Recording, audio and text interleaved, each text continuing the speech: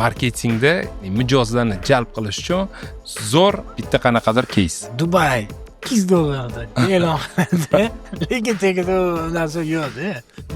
Reklama dedim, men bu gastitsani bilaman dedim. Lekin buni orqasidan sifatsiz mijoz keladi-yu deb o'ylashingiz mumkin, lekin unaqa emas. Real biznesmenlar. O'zi hurmat qilgan insonlar keladi, qoyil qolasiz lekin. Qarasam, men qilayotgan xuddi o'sha tur paketni o'zi tur operatorda men o'zim qilganimdan arzon. Tur agensiya hech qachon ustiga pul qo'yib sotmaydi. Tur agensiya vazifasi emas bu. Tur firmada, men tur firma ochdimda, srazu yurib ketadi, srazu foyda kirib ketaman deb o'ylash bu juda ham noto'g'ri. Shunaqa. Qarz olib, kredit olib ish qilaman deb o'ylash kerak emas. Assalomu alaykum hurmatli kuzatuvchilar. Yonimda Oybek aka, Apollo Travel turistik kompaniya rahbari va bizga Oybek aka qanaqa qilib tur firma ochish bo'yicha hamma kerakli va qimmatbaho maslahatlarni berib boradilar. Eng muhimi tekinga. Tekinni yaxshi ko'radigan bo'lib qolishgan hozir odamlar. Assalomu alaykum Oybek aka. Assalomu alaykum Ravshan aka. Yaxshimisiz, tuzukmisiz? Ishlar bilan charchamayapsizmi? Assalomu alaykum. Ismim Oybek Egamberdiyev. Apollo Travel kompaniyasini asoschisiman. Bugun sizlar bilan tur agentство ochish uchun biznes plan tayyorlaymiz. Ravshan akam bilan. Xo'p, agar o'zimizdan aniqga keladigan bo'lsa, hozirgi kunda turistik firma ochish uchun olib qarasuvdi, qanday ofis kerak bo'ladi? Katta ofis kerakmi yo kichkina ofis kerakmi? Necha kvadrat metr помещение kerak bo'ladi? Tur agentstvalarning har xili bor. Misol uchun, agar bu tirikchilik bo'ladigan bo'lsa, men o'zim bitta dona stoldan boshlaganman. Chiqim bo'lmasligi uchun bitta tanish akamizning ofisiga, Rustam aka o'sha paytda, shu Rustaveli ko'chada ofislar bo'lardi. Shu bir chekkada mana shu o'tirib ishlasam maylimi deganman. Bo'ldi-ki, ishla degan. Bor o'sha yerdan boshlaganman. Agar bu biznes qilib, kattaroq masshtabda qilmoqchi bo'lsa, kamida 50 kvadrat joy kerak. Chunki tur firmaga kirib kelganda katta zal bo'ladi. Zalda tur agentlar o'tiradi va ular birma-bir mijozlarga xizmat qilishni boshlaydi. Zona ajdaniyasi, tur agentlar o'tiradigan joyi, hammasini hisobga olganda taxminan 50 kvadrat bo'ladi. 50 kvadrat. Ko'pincha shu boshli o'tiradigan xona ham bo'ladi, отдельно, yoki o'sha ichida akvarium qilib qilinadi. Ko'pincha shunaqa.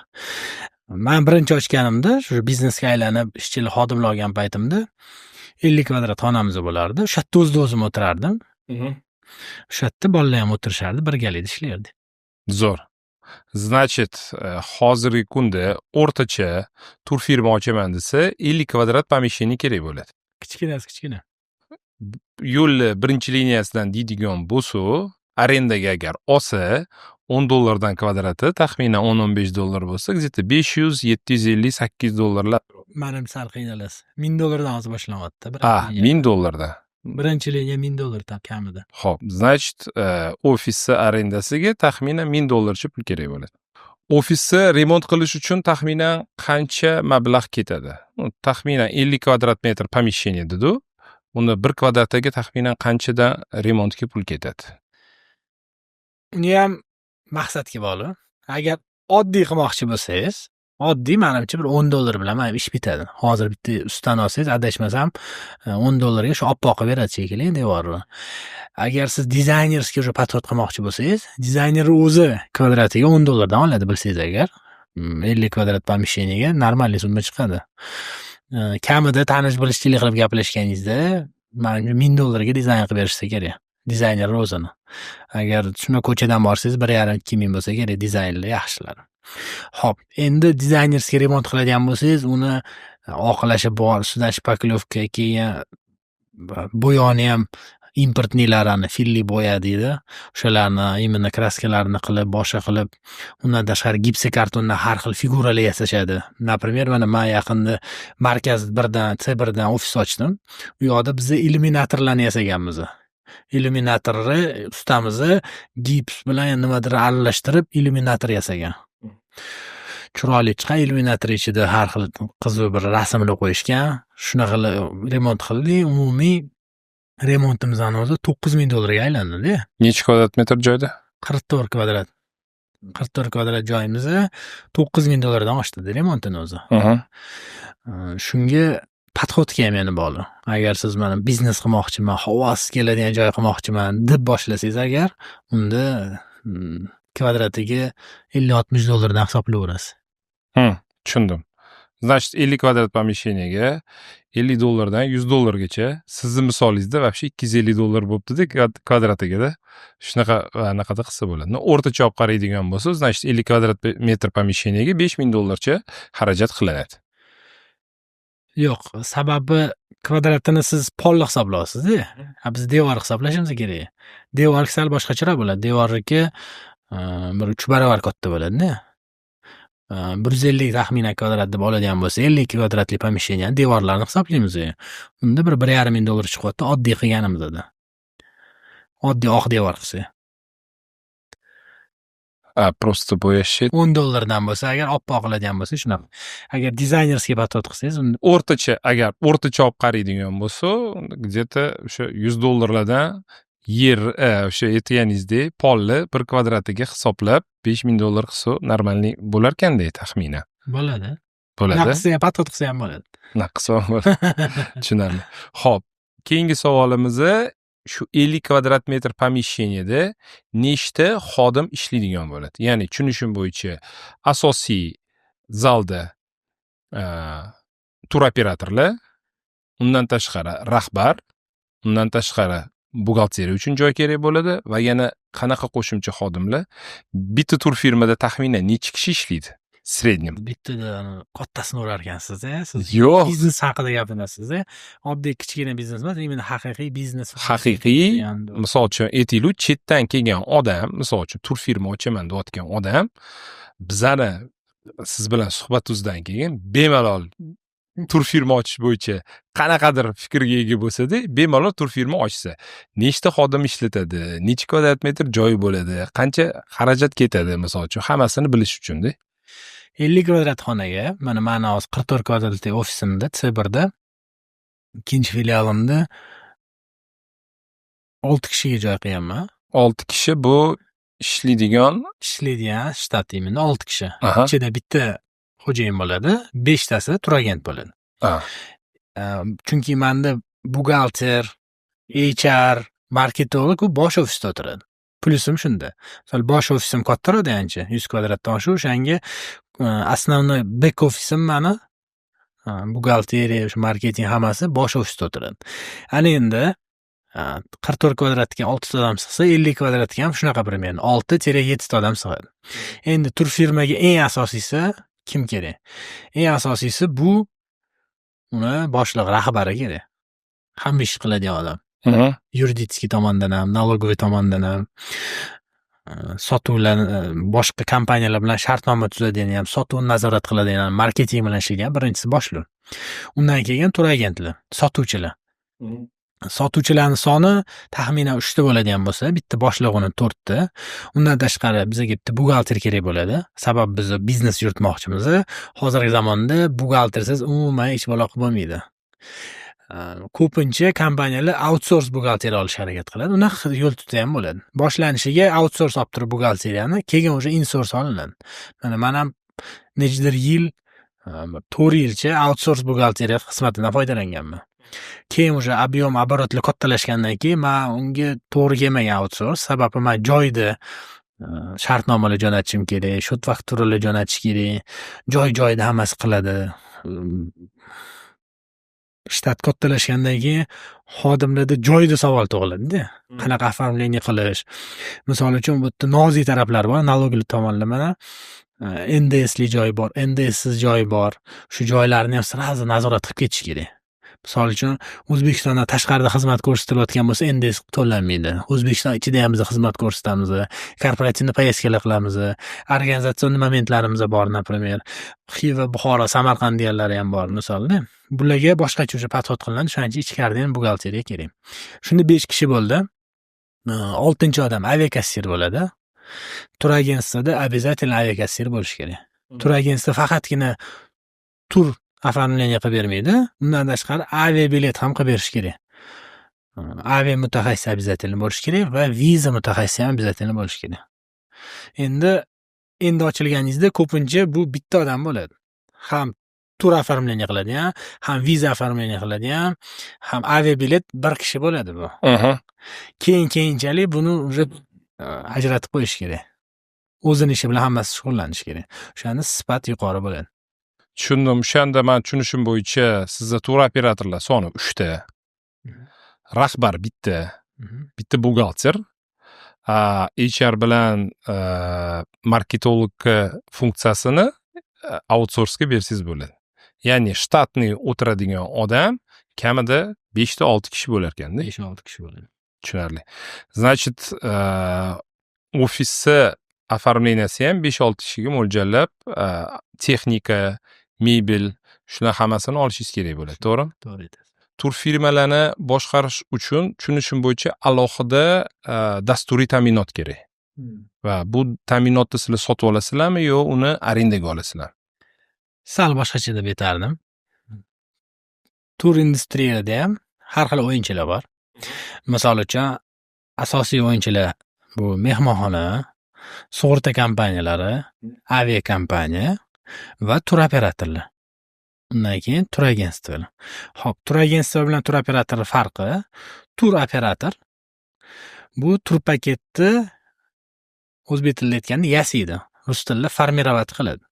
Bu nima degani? Bu shu avia kompaniya bilan shartnoma qiladi, mehmonxona bilan, sug'urta kompaniya bilan va transport kompaniya bilan shartnoma qilib turib tur paket yig'adi. Undan keyin tur agentstvalarga uni realizatsiya qilishga tarqatadi. Bu endi qanaqa bo'ladi? Oddiy misol do'konda mol tarqatgandek emas, bizda onlayn sistema orqali qilinadi. Bu sistema dasturiy ta'minot tur agentstva tomonidan emas, tur operator tomonidan ishlab chiqariladi. Bu dasturiy ta'minot shunda bittida avia kompaniyalar bilan ham bog'liq, sug'urta kompaniya bilan ham, transport kompaniya bilan ham hammasi bilan bog'liq bo'ladi. Onlayn rejimda shunda bizni tur paketlar narxini, o'zgarishini, tushib chiqishini boshqasini kuzatib turamiz. Bu dasturiy ta'minot faqatgina tur agentstva bilan tur operatorlar o'rtasidagi shartnomasiga asosan bo'ladi. Sizda uni uchun tur agentlik litsenziyasi bo'lishi kerak. U litsenziyani siz tur operatoriga tashlab berasiz, sizga unga dostуп ochib berishadi. Shunaqa ko'rinishda bo'ladi. Shu dostуп foydalanish bu tekin bo'ladi? Ya'ni siz tur operatori, men tushunishim bo'yicha tur paketlarini sotasiz va o'shandan определенный foiz olib qolasiz. Xizmatingizga ko'rinishda bo'ladi. Tur agentstvalar комиссионный вознаграждение asosida ishlaydi. Komissiyalar. Qilingan yo bajarilgan ishdan keyin bu tur operator tomonidan va gостиницаlar va boshqa поставщикlar tomonidan rag'batlantiriladi komissiya orqali. Tushundim. Tur agentstvalarni savdo do'konlariga o'xshab yoki boshqa turdagi xizmatlarga o'xshab marjasi juda ham baland emas. Shuni ham hisobga olish kerak. Ko'pchilik o'ylaydiki, tur agentstvaning marjasi yuqori bo'lsa kerak deb o'ylaydi, lekin yuqori emas, juda ham marja kam. Shunga qarab biznesni ham qurish kerak. Endi mana siz yaxshi bilasiz, точка безубыточности degan termin bor-da, zararsizlanish nuqtasi. Men oddiy tur firma yangi ochgan odam, taxminan xarajatli qildim. Katta emas, o'rtacha tur firma ochish uchun va men точка безубыточностиga qancha periodda ichida chiqsam bo'ladi, misol uchun. Hozirgi zamonda yildan-yilga konkurensiya kuchayib, yildan-yilga bizdan zo'r tadbirkorlar chiqish boshlayapti. Buni hisobga olgan holda yarim yildan kam vaqt kerak. Yarim yildan kam bo'lmasa kerak bu narsa. Chunki mana yangi tochkamizdan ochdik, hali u tochkaga chiqqaniga-da. U tochkaga chiqish uchun kamida yarim yil vaqt kerak. Buning uchun yaxshi boshqaruvchi kerak. Marketing komandasi zo'ri kerak. Sotuvchilar zo'ri kerak. Sotuvchi deganda prosta telefon qilgan odamga mana bu narsani sotadi emas. Sotuvchini o'ziga yarasha psixotiplari bo'ladi. Sotuvchini o'ziga yarasha belgilari bo'ladi. Sotuvchi bu sotuv bilan yashaydi. Sotuvchi bu o'zidan o'zi bir bu yoqqa kirib turib, vaqtinchalik o'tirib turib chiqib ketadigan odam emas. Sotuvchi umrini oxirigacha sotuvchi bo'ladi. Sotuvchilar eng qirollarini taniysizlar, bittasi shu Jordan Belfort kinoni ko'rgansizmi? Volks Wall Street. Mana zo'r sotuvchi mana shunaqa bo'ladi. Odamligi o'zini g'oyasini sota olish. Sotuv o'zi nima? Sotuv bu birovni fikrini o'zgartira olish. Chunki mijoz sizga o'zini fikri bilan keladi. Menga buni biron qilib ber deydi. Lekin siz uni o'rganib, akajon, sizga bu to'g'ri kelmaydi. Sizga mana bu narsani olsangiz, sizga shu zo'r bo'ladi, maza qilasiz. Chunki siz mana bu narsani yaxshi ko'rasiz. Shunaqa joylari bor. Xo'p, agar tushundim, значит, yaxshi sotuvchim bo'lsa, chempion продажникlarni olib kelsam, tur sotish bo'yicha, men точка безубыточныйga tezroq chiqaman. Baribir ham yarim yil ekanmiz. Ya'ni tur firma ochdimda, srazu yurib ketadi, srazu foyda kirib ketaman deb o'ylash bu juda ham noto'g'ri. Kamida 6 oy, 7 oy, yo 1 yil shu firmada ishlayman, shu protsesslarni yurg'izaman, keyin sekin-sekin foydaga kiraman deb o'ylasa bo'lar ekanda, to'g'rimi? Shunaqa. Qarz olib, kredit olib ish qilaman deb o'ylash kerak emas. Bu nerealniy narsa.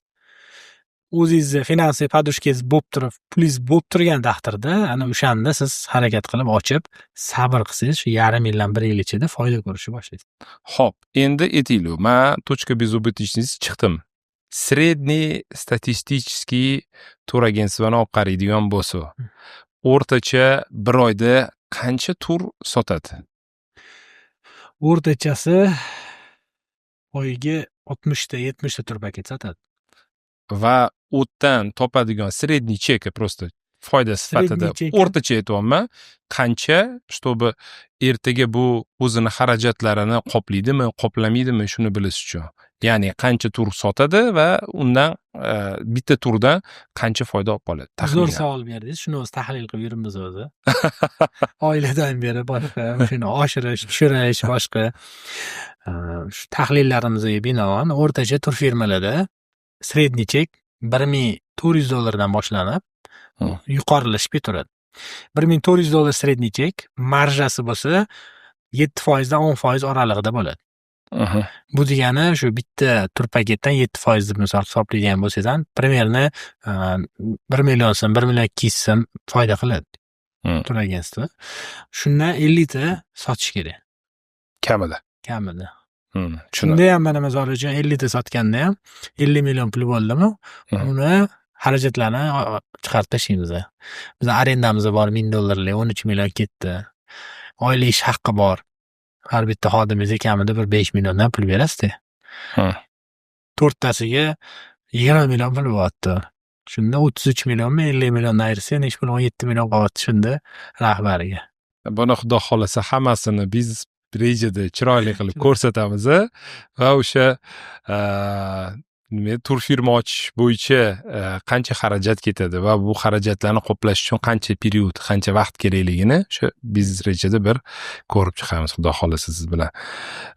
Yana bitta tur firmalarda marketingoviy zo'r strategiya xodlari qanaqa aynan? Bu xodlarni ishlatasizlarmi? Marketingda klientlarni, ya'ni mijozlarni jalb qilish uchun zo'r bitta qanaqadir case. Misol uchun menga bitta yomon yoqmaydigan bitta taktika bor. Endi bizda ishlaydi, o'zbekchilikda. Bitta taktika bor. Например, Dubay $200 e'lon qiladi. Lekin tagida u narsa yo'q-da. Shunda. Masalan, yo'q bo'ladi. Mijoz shunga ko'radi, shu narsani bo'ldi, olaman, boraman deb o'ylaydi. Telefon qiladi. Endi u tur sekin chiroyli qilaman, bor keling deb bir xil chaqiradi yoki joyida kimdir tushuntirib yuboradi, boshqa qiladi. Chaqirgandan keyin realniy tur paket sotish harakat qilishadi. Lekin mana shu narsa ishlayapti O'zbekistonda. Men yoqtirmayman buni. Butun umr kurashganman shunga qarshi, unaqa qilmayman men hech qachon deb. Lekin shu marketologlarimiz keling, mana shu bir arzonroq narx ko'rsatib ko'raylik, yaxshi effekt beradi deb qo'ymadi. 1-2 orada shunaqa qilib ko'rdi ham. Biz endi qanaqa yolg'on aralashtirmadik. Rostdan shuni ko'rsatdi. Nima kiradi buning ichiga deganda, bilet bir tomonga shunaqa kiradi deb to'g'risini aytganmiz. Masalan, bir tomonga 2 million so'm turadi, xoyinlarni Dubayga masalan bileti. Shunaqa narsa deb, shu narxdan deganimizda, lekin zo'r ish berdi. Masalan, bu bitta misol, o'zbekchilikda biz arzonlardan yaxshi ko'ramiz. Lekin buni orqasidan sifatsiz mijoz keladi-yu deb o'ylashingiz mumkin, lekin unaqa emas. Realniy biznesmenlar o'zini hurmat qilgan insonlar keladi, qoyil qolasiz lekin. Men o'zimni misolimda aytib beraman. Yaqinda bitta tur paket oldimda. Tur paket qimmat emas, lekin juda ham zo'r 5 yulduzli gostitsalar ko'rsatilgan. Men hayron bo'ldimda. O'zim endi Bookingdan qaradim, ko'rdim, gostitsa boshqa narx. Keyin men u как раз таки tur operatoriga telefon qildim. Men endi haqiqatda dam olishga ketmoqchi edim. O'zimga formirovать qilib, narx-navolarni ko'rib turuvdim-da, qarasam, men qilayotgan xuddi o'sha tur paketni o'zi tur operatorda men o'zim qilganimdan arzon. Hayron qoldim. Keyin men ularga telefon qildim. Shunaqami desam, xuddi shunaqa. Mana shu gostitsam, mana shu gostitsam. Mana shu son sanalarda ketiladi. Hammasini ko'rdim, bo'ldi, zo'r. Ketaman dedim. Keyin ketaman deganimdan keyin menga anaqasini berayotganda, nima edi? Vaucherini berayotganda boshqa gostitsa yozib qo'yibdi. 5 yulduzli. Men to'xtanglar dedim. Reklama dedim. Men bu gostitsa, men bu gostitsani bilaman dedim. Bu gostitsaga bormoqchi edim dedim. Mana shu gostitsani qilib bermasanglar bo'lmaydi dedim. Ular menga keyin men bilmadim. Vynujdeniymi yo'q, qilib berishdi o'sha gostitsani. Bordim, zo'r kutganimda. Vynujden so'ramagan bo'ldi-da. Lekin vaucherda boshida boshqa gostitsa yozib qo'yishdi. Reklamada boshqa gostitsa, siz aytganingizdek, balki men o'zim ko'p o'ylaganim. Men agar shuni so'ramaganimda yoki boshqalarga o'xshab, misol uchun boshqa gostitsa beraveramidi 5 yulduzli dedimda. Bo'lmasa 5 yulduzli o'zingiz ham bilasiz. 5 yulduzlilar o'rtasida ham katta farq bor-da. 5 yulduzdan farqi bor. Da, shunaqa. To'g'ri aytasiz. Agar so'ramaganingizsiz, shu boshqa gostitsada yashardingiz. Yaxshi insofli bolalar ekan, mana shu o'zgartirib beribdi. Kimdirlar o'zgartirib ham bermaydi shuni. Shunaqa joyi bor. Kimdirlar bitta narsani bilish kerak-da. Tur agentsi hech qachon ustiga pul qo'yib sotmaydi. Tur agentsi vazifasi emas bu. Keyin tur agentstva shunaqangi xizmat ko'rsatish kerakki, bu insonni umrining oxirigacha xizmat ko'rsatish kerak. LTV degan narsa bor. Bilamiz, ikkalamiz umrining oxirigacha bo'lishi kerak. Qanaqa qilib umrining oxirigacha xizmat ko'rsatadi? Agar birinchi sotuvda aldab qo'ygan bo'lsa. Shunda ham muammoda, sotuvchilar birinchi sotuvda aldab sotishga harakat qiladi, lekin u inson ikkinchi marta qaytib kelmaydi oldingizga. Shunisi ham bor. Ichingizda ozgina samneniya bor deb shu joyga boshida mana shunaqa g'alati o'yin qilishuvdi degan narsa bor.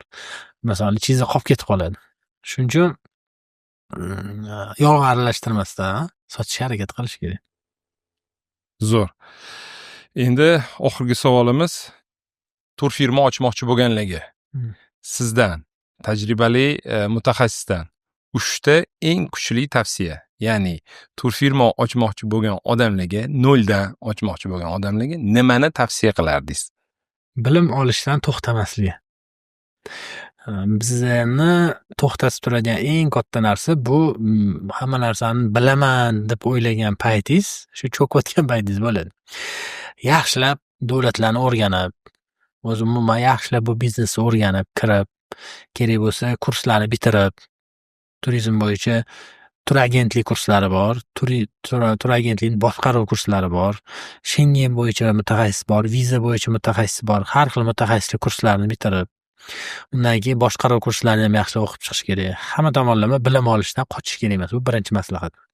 Ikkinchi maslahatim albatta CRM sistemadan boshlash kerak. Noldan CRM sistema qo'yish kerak.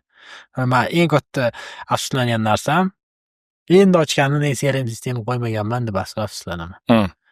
CRM sistemani qo'yish kerak, to'g'risini qo'yish kerak, o'ziga to'g'ri kelganini qilish kerak.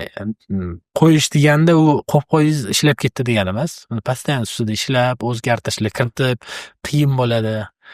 CRM sistemani qo'ygandan keyin bitta funksiyani xodimga o'rgatish uchun necha kun vaqt ketadi deb o'ylaysiz? Bilmadim, bir hafta.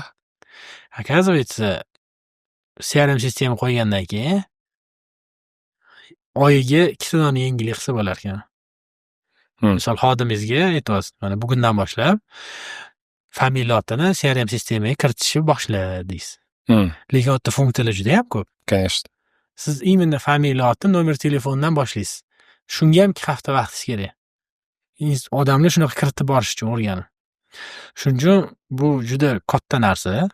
Boshida qo'ygandan keyin qilgisi kelmaydi odam, lekin buni qilish kerak. 3-chi maslahatim. Tirikchilik bo'lib qolib ketmaslik. Albatta, tur agentstvi ochmoqchi bo'lsalar, biznes sifatida. Siz aytayotgandek biznes plan qilib, xodimlarni yig'ib, tirikchilik qilib emas. Chunki tirikchilik yaqin 3-4 yilni yo'q ketadi. Faqatgina sетевой agentstvalar qoladi. Sетевой kompaniyalar bozorda qoladi. Bu bozor qonuni. Kuchsizlar chiqib ketaveradi sekin-sekin. Shuning maslahatim, biznes qilib, bunga seriozniy qarab, hobbi qilib ochib bo'lmaydi bu biznes. Yurmaydi bu. Bekoriga qarindoshlaringiz, o'rtoq og'aynilaringiz oldida uyalganingiz qoladi. Majnava. Shunga bunga arzimaydi demoqchiman. Oybek aka, qiziqarli suhbat uchun sizga katta rahmat. Juda ham kerakli bo'lgan qimmatbaho maslahatlaringizni berganingiz uchun sizga minnatdormiz. Bizani kuzatib boringlar, podpiska tashlab qo'yinglar. Agar tur agentstvo ochish bo'yicha biznes plan kerak bo'ladigan bo'lsa, biza linkini yozib qo'yamiz. O'sha link orqali biznes rejani o'zingizlar olishingiz mumkin. Hammaga rahmat.